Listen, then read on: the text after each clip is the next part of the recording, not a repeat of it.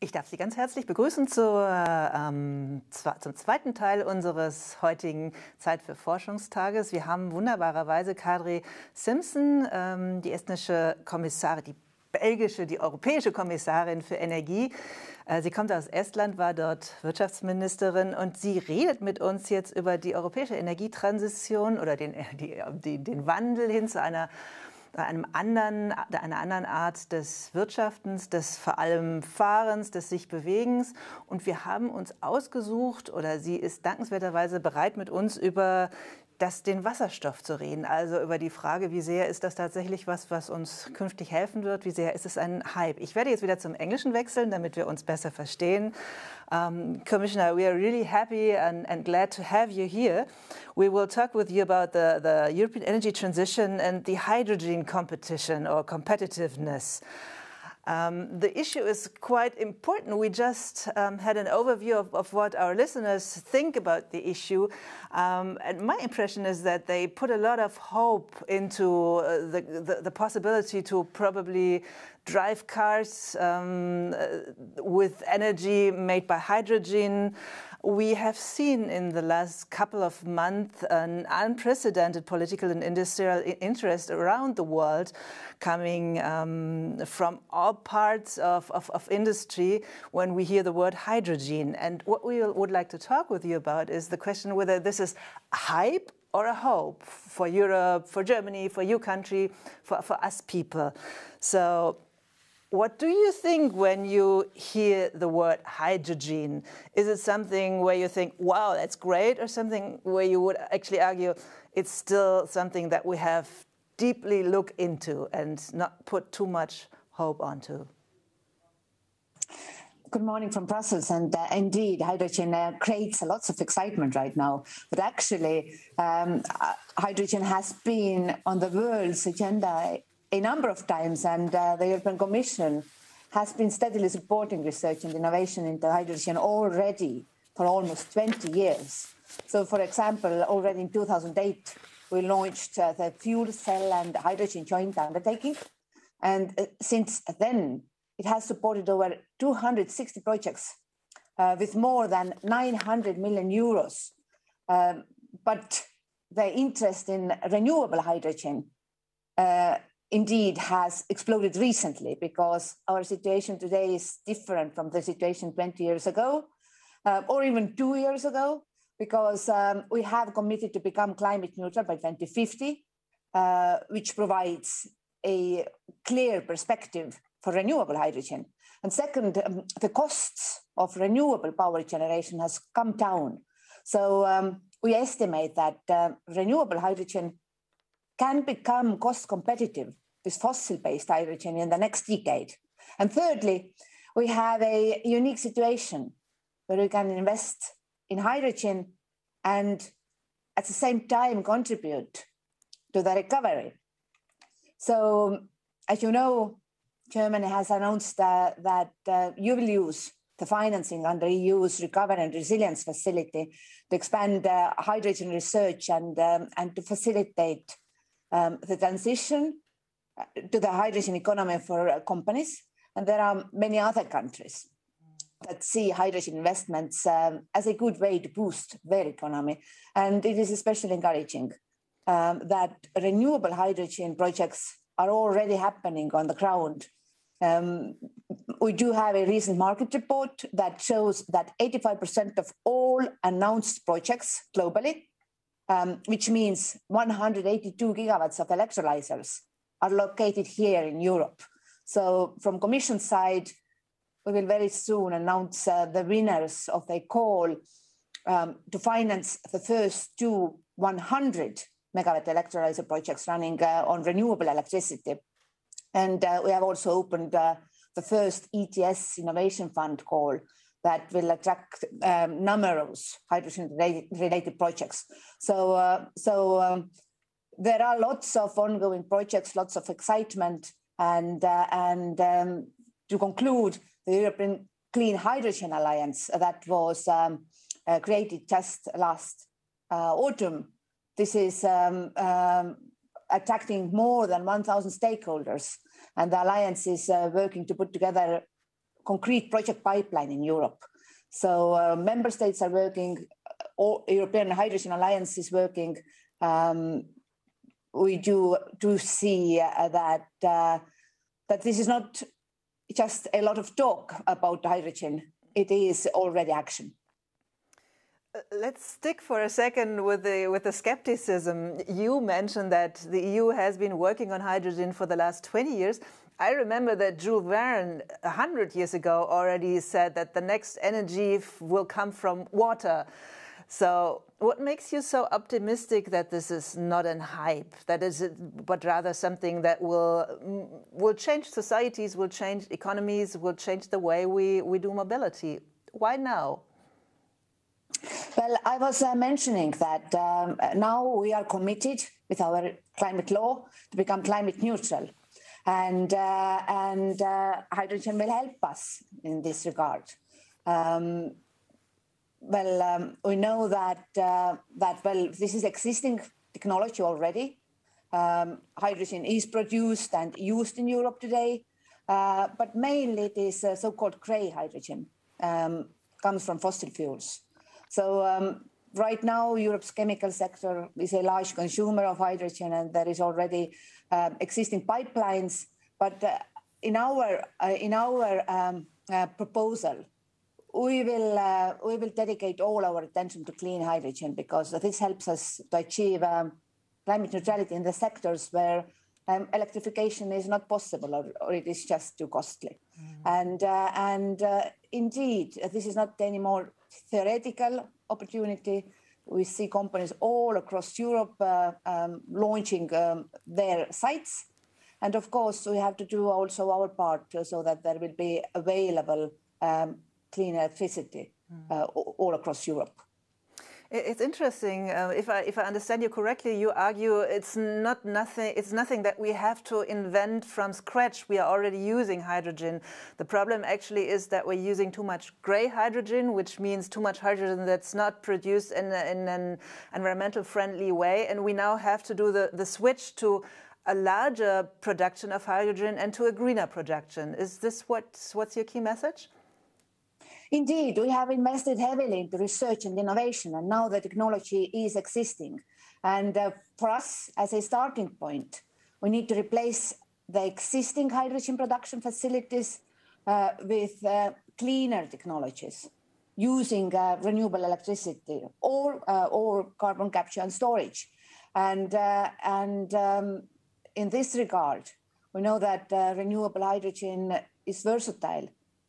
Well, it can be used as an energy carrier to replace fossil fuels, but also as feedstock for production of green fertilizers, green chemicals, or green steel.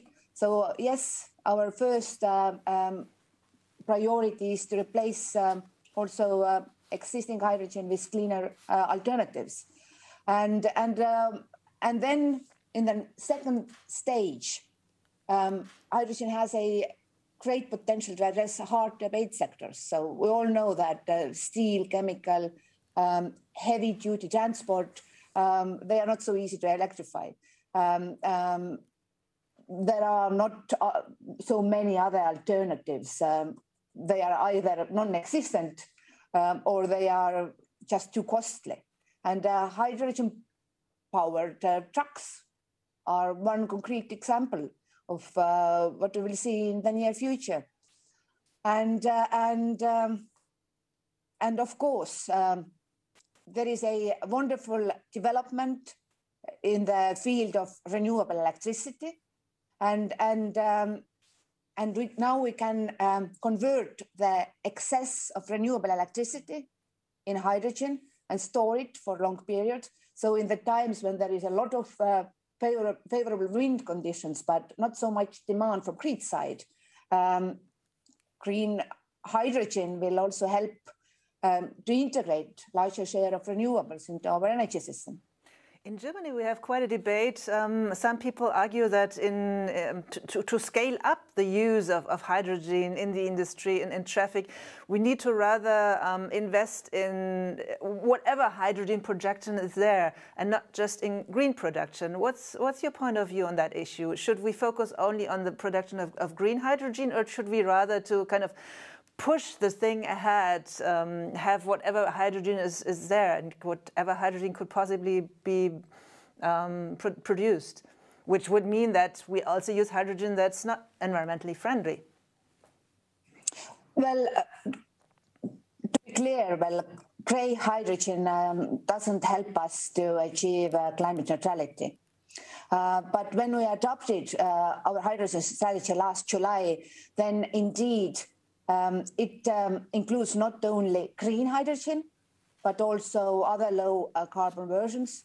And it includes concrete objectives for short time frame and medium and long term. And in this regard, we still want to incentivize the production of renewable hydrogen in EU. But as we all know, there are ongoing projects also to produce blue hydrogen. There are research projects how we could store CO2. Well, to achieve climate neutrality, we do need some kind of CCS projects, according to our estimations. But first stage, as I was mentioning, we want to promote installation of renewable hydrogen electrolyzers, but within those first 4 years, it will not be possible to produce as much green hydrogen as we are already using grey. So within short time frame, this is not enough to replace the existing consumption. And we have to keep in mind that we want to add other final consumers. So in the second phase, we want to install already 40 gigawatts of renewable hydrogen electrolyzers by 2030. And we do expect that by then it will significantly reduce the current emissions associated with hydrogen production. And then there will be a third phase where we see a strong scale up of hydrogen production and consumption. And we will have here in Europe competitive hydrogen market, and green hydrogen can compete with other alternatives. Let's get concrete. Let's talk about where we will actually see the use of, we actually can't see hydrogen, but where we'll see the use of hydrogen in the near future. We just had a survey in the beginning of this today's conference from CEIT, which actually said that that more people actually think that cars will be run by hydrogen than people think that cars will be run with electric energy. So what's your assessment of where will we actually use hydrogen? Is it in heavy traffic? Is it in cars? Is it in steel industry?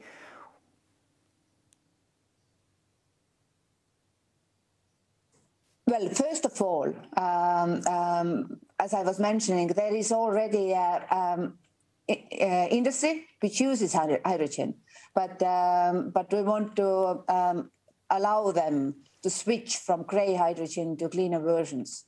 And then there are sectors where electrification is just not possible, or it will be too expensive, and they need other clean alternatives for coal or oil.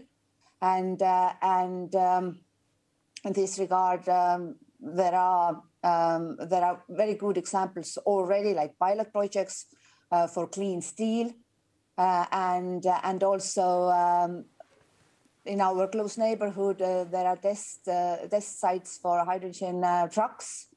Of course, there are lots of discussions about alternatives for aviation.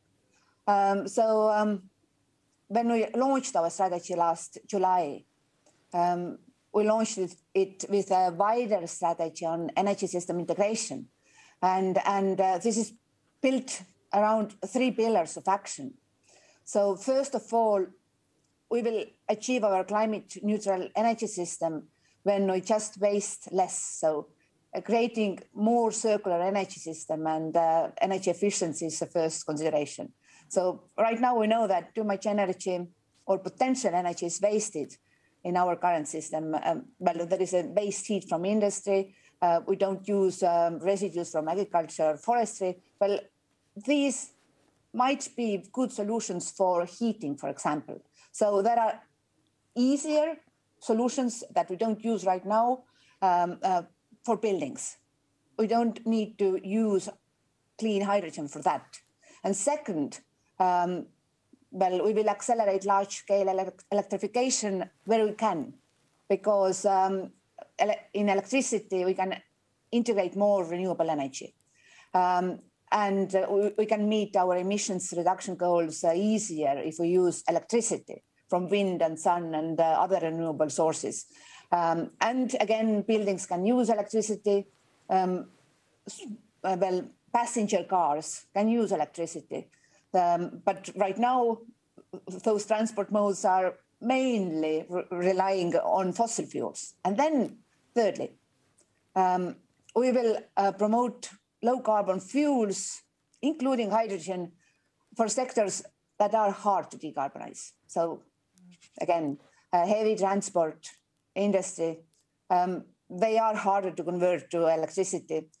So we need to invest in cleaner fuels to power them. And to conclude it very simply, we should first use energy smartly and sparingly, and then we need to electrify as much as possible. And where this is not an option, we can use clean fuels like renewable hydrogen. To take again the transport example, it makes very much sense to take the electrification route for passenger cars, but for trucks, shipping and aviation, this is not an option. And we must look for alternatives like hydrogen.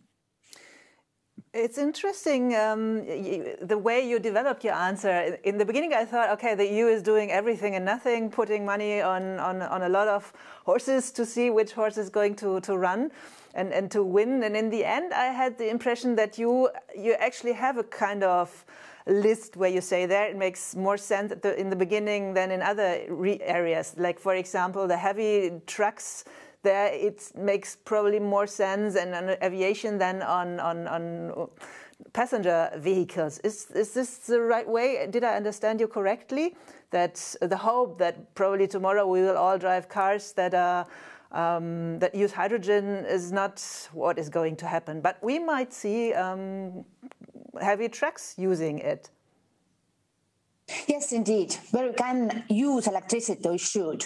Where it's well, viable solution. And well, actually our modeling suggests that about 50% of our future energy demand can be electrified. 50%. This leaves a significant part of our future energy system that needs to be serviced by other means than electrons. So hydrogen, clean hydrogen will be very valuable asset, and we should use it only there where electrification is not an option. Let's switch a little bit to the international stage. Do you see what's going on in the world rather as a competition for hydrogen and probably for clean hydrogen? Because we all know that the areas where you can produce clean hydrogens, they're not everywhere. You need rather wind or solar or waves to produce the hydrogen. So will Europe have to compete with maybe other big regions for green produced hydrogen that probably or maybe is produced by wind in the Ukraine or by solar somewhere in Africa? Well, indeed, hydrogen has a global coverage. Actually, just yesterday we had G7 energy ministers meeting, and again we discussed what are the alternatives if we want to phase out hard goal. And well, the obvious answer is again hydrogen. For us, it is very important that we will also show the decarbonization is opportunity for our close neighborhood. And our partners who are trading right now with other commodities, that they will find future markets if they produce clean hydrogen. And this was also covered in our strategy. So our strategic interest, EU strategic interest, is that our partners also move towards climate neutrality, that they will also decarbonize their energy systems. And that's why we have to encourage them to develop their renewable resources. And in this regard, we also signaled to our close neighborhood, Morocco and Ukraine. Well, for example, both of them have extraordinary potential for the cost competitive production of renewable electricity from wind and solar, and that means that they can become producers of renewable hydrogen, because our long-term estimation is that our industry will consume more clean hydrogen than most probably we can produce. And in this regard, there is a great opportunity to refocus our international energy partnership on such sustainable energies. And of course, there is another problem, how we can cost effectively transport this clean renewable hydrogen to Europe. But we do have existing natural gas pipelines, and it is possible to repurpose existing gas infrastructure. This is way cheaper than to build new infrastructure. And in this regard, our hydrogen strategy recognizes the opportunity that we will create new partnerships and offer new opportunities for North African partners and Eastern neighborhood. The way you frame the issue is that you actually argue we have to help them to develop. Isn't it possible to look at the issue in another way, that we rather need somehow a hydrogen foreign policy, because it's not us helping them, but we need them to sell their hydrogen at one point to us and maybe not to other countries? Do you see a competition between big countries that will use hydrogen for these kind of alliances, or would you rather say, okay, Ukraine is our next neighbor and Africa is closer to us than to other continents, so it's a kind of natural that they will sell their hydrogen if they don't use it for their economy to us? But basically, I do believe that this is a win-win situation, and it is easier to sell your green hydrogen to someone with whom you have already pipeline connection, because the transport is another topic that you have to solve in cost-effective way.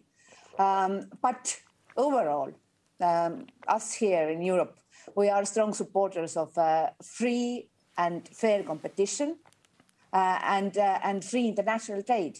So in the specific context of hydrogen, right now our main focus is to agree common international definitions and standards to guarantee that the green is green, the authenticity and the environmental sustainability of hydrogen. And we are going to work with the international community. So we are not competing with them. We need cooperation, both at a multilateral and bilateral level, so that we will develop this much needed regulatory framework globally. And we are doing this, for example, in context of the international partnership for a hydrogen economy. And we do have also a clean energy ministerial hydrogen initiative.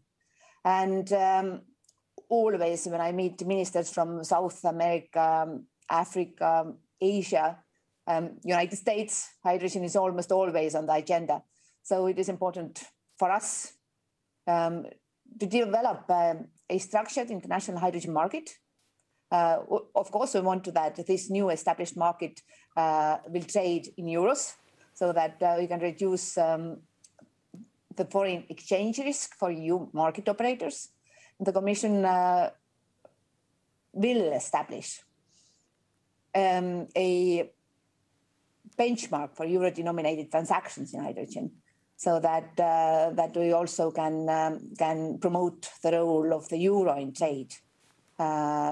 So I think that in this regard, closest neighbors do have some advantages to become our trade partners, but all across the world there are enthusiasts, and Chile comes to my mind, who is right now leading the clean energy ministerial and is also promoting green hydrogen production. We always give our audience the possibility to use Slido and to ask questions, to send us questions that I then can ask you. And one of the question is about the political short-term priorities. One I know is the Green Deal, and maybe we can combine this question with my question.